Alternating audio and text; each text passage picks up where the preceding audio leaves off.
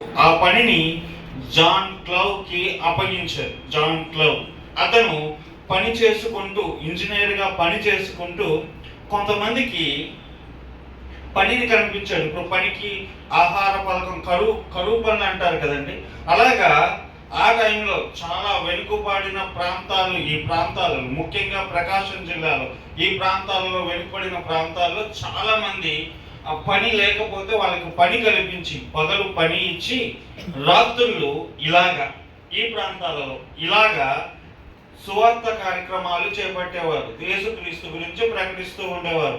ఆ ప్రజలు మెల్లిమెల్లిగా మారు మనసు పొంది ఆ ప్రభువుని తెలుసుకుని ప్రభు కొరకు బ్రతకాలని స్థిరపడ్డారు. అలా జరుగుతున్న కాలాల్లో 1876వ సంవత్సరం ఒక రోజున మీకు ఇక్కడి నుంచి ఒక సుమారు 15-20 కిలోమీటర్ల దూరం ఉంటుందేమో, గంట్లకమ్మ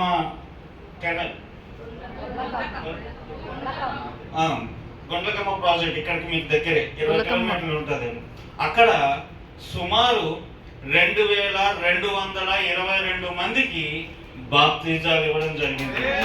దేవుడు ఎన్నుకున్న మొట్టమొదటి ప్రాంతం మన తెలుగునాట ఈ ప్రకాశం జిల్లాలో ఈ గుండ్లకమ్మ గాలి. బాప్తిజాలు యుద్ధం ప్రారంభించాక 2222 మంది బాప్తిజాలు ఇవ్వడం ప్రారంభిస్తే చివరి బాప్తిజం అయ్యేసరికి 3 రోజులు గడిచిందండి. చివరి బాప్తిజం అయ్యేసరికి 3 రోజులు. అంత బలమైన పరిచర్య జరిగింది. ఏదో మేము ఈ రోజు ఇలా వచ్చామని కాదు, కానీ మీలో ఈ ప్రాంతం నుండి అనేకమైన సేవకులు లేవనెత్తాడు దేవుడు. ఇంకా ఈ ప్రాంతం నుండి అనేకమైన సేవకులను లేవనెత్తాలని, యేసు చిందించిన రక్తం ప్రతి ఒక్కరికి దక్కాలని ఆయన వెతుక్కుంటూ ఈ ప్రాంతాన్ని అనుకున్నారు. రవి గారు ఈ ప్రాంతాన్ని వెతుక్కుంటూ రాలే, లేకపోతే శ్వేతమ్మ గారు ఈ ప్రాంతానికి వెతుక్కుంటూ రాలే, నేనేదో మీరు పిలిస్తే ఇక్కడ దాకా వెతుక్కుంటూ రాలే. దేవుని యొక్క సంకల్పము, దేవుని యొక్క ఉద్దేశము, దేవుని యొక్క చిత్తము ఈ ప్రాంతం మీద ఉంది, ఈ ప్రాంత ప్రజల మీద ఉంది. మీరంటే దేవునికి అంత ఇష్టము కాబట్టి ఎక్కడో న్యూయార్క్ లో స్టడీస్ చేసుకున్న అమెరికా దేశం నుంచి జాన్ క్లౌ రావడం ఏంటి, ఇక్కడ సువార్త అందించడం ఏంటి, ఇక్కడ నుండి అనేక మంది సేవకులు దేశ నలుమూలలో వెళ్ళడము, మళ్ళా తిరిగి ఇదే ప్రాంతంలో దేవుడు మనల్ని అందరినీ సమకూర్చి ఒక సహవాసంగా, కుటుంబంగా, సంఘంగా ఏర్పరిచి ఈ రోజు మళ్ళా తానే మీతో మాట్లాడటమే. మీరందరూ దేవుని యొక్క ఉద్దేశాల్లో ఉన్నారు. నిజంగా మీరంతా ఆశీర్వదించబడిన జనాలు, ఎలాంటి సందేహము లేదు. తన మహిమ కొరకు దేవుడు తన కార్యాలను మీ మధ్యన రాగల దినాల్లో జరిగించబోతున్నాడు. అందులో ఎలాంటి సందేహము లేదు. నేను అక్కని అడిగి, అక్క దేని గురించి మాట్లాడాలి, ఏమైనా టాపిక్ ఉందా అంటే అక్క పెద్ద టాస్క్ ఇచ్చింది. జకరియా గ్రంథం. ఒక రకంగా చెప్పాలంటే జకరియా గ్రంథం నా ఫేవరెట్ అని కూడా చెప్పవచ్చు. బైబిల్ ఎన్ని పుస్తకాలు ఉన్నాయమ్మా? బైబిల్ ఎన్ని పుస్తకాలు ఉన్నాయి? 66 పుస్తకాలు. 66 అధ్యాయాలు ఉన్న పుస్తకం ఏది? 66 అధ్యాయాలు ఉన్న పుస్తకం ఏది?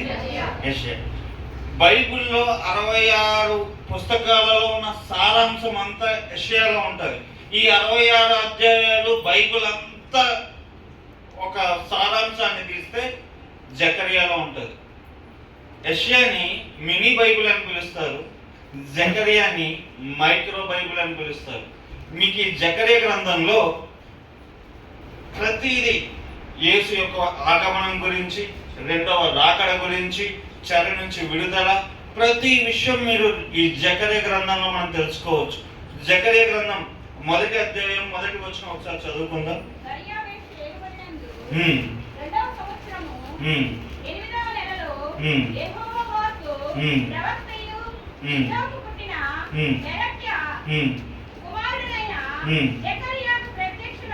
జకరియాకు ప్రత్యక్షమై సెలవిచ్చినది ఏమనగా, చాలు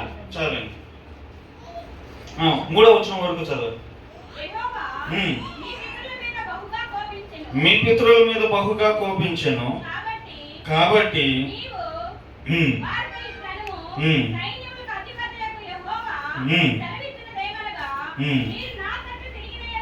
మీరు నా తట్టు తిరిగిన ఎడల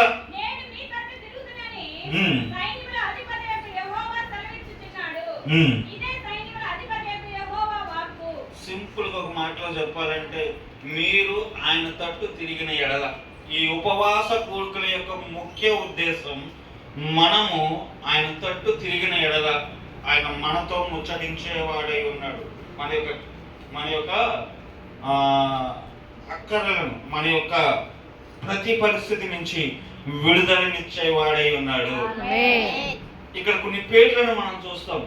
జకరియా అనే అతను యవనస్తుడు, ప్రవక్త. జకరియా, హగ్గై ఇద్దరు సమకాలీన ప్రవక్తలు. హగ్గై వృద్ధుడు, ఓల్డ్ మ్యాన్. హగ్గై 2 అధ్యాయాలు అనుకుంటా. 2 అధ్యాయాలు హగ్గై రాసింది 2 అధ్యాయాలు. జకరియా 14 అధ్యాయాలు రాశారు. వీళ్ళిద్దరు సమకాలీన ప్రవక్తలు, దేవుని యొక్క సేవకులు. కానీ వీళ్ళు ఇద్దరూ కలిసి దేవుని యొక్క సేవను, దేవుని యొక్క పనిని, దేవుని యొక్క మందిర నిర్మాణంలో పాలిభాగస్తులై ఉండి నడిపించారు. అంటే ఇక్కడ నేను మీకు ఏం చెప్పాలని ఆశపడుతున్నామంటే, నువ్వు యవనస్తురాలువైనా, నువ్వు వృద్ధురాలువైనా, నువ్వు చిన్నవాడివైనా, నువ్వు మగవాళ్ళైనా, స్త్రీలైనా, ముసలివాళ్ళైనా, ఎవరైనా మనమందరం దేవుని పనిలో పాలిభాగస్తులై ఉండాలి. అది దేవుడు మనందరికి ఇచ్చిన ఆధిక్యతగా ఎంచుకోవాలి. ఇక్కడ కొన్ని పేర్లు చూసాం. మొదటి అధ్యాయం మీకు చాలాసార్లు గతంలో కూడా చెప్పినట్టు గుర్తున్నాను. ప్రవక్తకు ఇద్దోకు అనే మాటకి అర్థం ఏంటంటే తగిన సమయం. ఏంటండి? తగిన సమయం. ఇద్దోకు అనే పేరుకి అర్థము తగిన సమయం. అక్కడ ఇంకొక పేరు ఉంది చూడండి, జకరియాకు ముందు బెరాక్యా, కొంచెం దగ్గరగా ఉంటది. బెరాక్యా, జకరియా. బెరాకా కాదండి, బెరాకా వేరు, బెరాక్యా వేరు. బెరాకా అనేది యెహోషాపాతు ఆ యుద్ధ సమయంలో ఆ లోయ గురించి మనము చూస్తాం. బెరాకా అంటే ఆశీర్వాదపు లోయ. ఈ బెరాక్యా అనే పేరు కూడా అర్థం ఆశీర్వాదం. ఏంటండి? ఆశీర్వాదం. జకరియా అనే పేరుకి అర్థం యెహోవా జ్ఞాపకము చేసుకునేవాడు.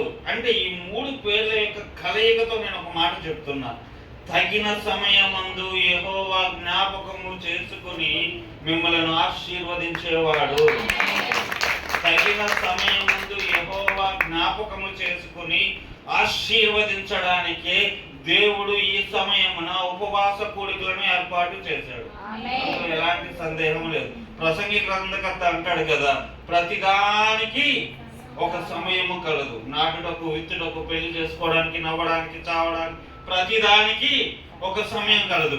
ఈ సమయం దేవుడు మనకి ఏర్పాటు చేసిన ఈ సమయం దేవుని యొక్క మాటగా చెబుతున్నాం. యెహోవా జ్ఞాపకము చేసుకుని తగిన సమయమందు ఆశీర్వదించబోతున్నాడు.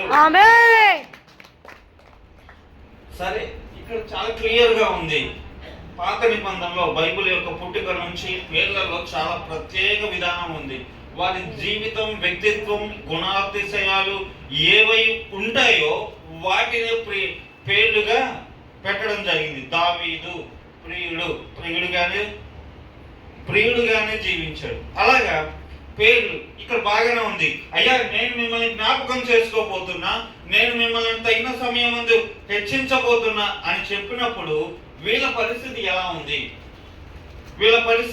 ఉంది అంటే, వీళ్ళు అప్పుడు ఎక్కడున్నారంటే, ఈ మాట చెప్పేటప్పుడు వీళ్ళు ఎక్కడున్నారంటే జైల్లో ఉన్నారు. సపోజ్ మీరే జైల్లో ఉన్నారు. జైల్లో ఉన్నప్పుడు మాలాంటి ఒక వ్యక్తి వచ్చి, అయ్యా తగిన సమయం ముందు దేవుడు జ్ఞాపకం చేసుకుని మిమ్మల్ని ఆశీర్వదిస్తాడంటే మీ యొక్క ఉద్దేశం ఎలా ఉంటుంది? ముందు ఇక్కడి నుంచి అక్కడ పరిస్థితి కూడా అలాగే ఉంది. అంటే దేవుడు మమ్మల్ని మరిచిపోయాడా? ఎందుకంటే వీళ్ళు 70 సంవత్సరాల బానిస చెరలో ఉన్నారు. ఈ బానిస చెరలో వారి యొక్క విధానం ఎలా ఉందంటే, దేవుడు మమ్మల్ని మరిచిపోయాడు, దేవుడు మమ్మల్ని విడిచిపెట్టాడు, దేవుడు మమ్మల్ని అనాథులుగా చేశాడు. మా స్వగ్రామాలకి, స్వదేశానికి, మా స్వప్రజల దగ్గరికి మేము వెళ్ళి చూసి 70